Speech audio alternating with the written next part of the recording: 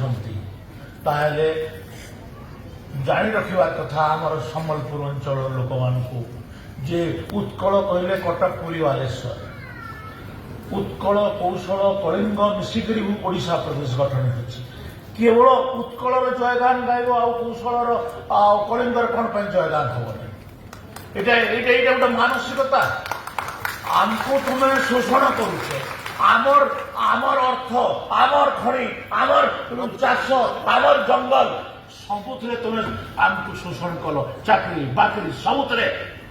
ଆଉ ଆଜି ତୁମେ ସେ କଲଚରାଲି ବି ଆମକୁ ଏକ୍ସପ୍ଲୋଏଟ୍ କରିବାର ଲାଗି ତୁମେ ଚାହୁଁଛ ଏଇଟା କି କଥା ଆମେ ଓଡ଼ିଶା ପ୍ରଦେଶରେ ମିଶିଥିଲୁ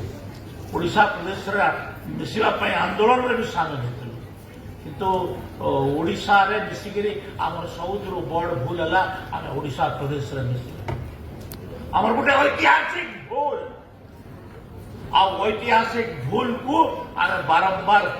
କହୁଛୁ ତ ଆଜି ଆମେ ସେ କଥା ଗୁଡ଼ାକ ନ ଯାଇକରି ଆମେ ସୁଭଦ୍ରା ଯୋଜନା କଥା ଅଛି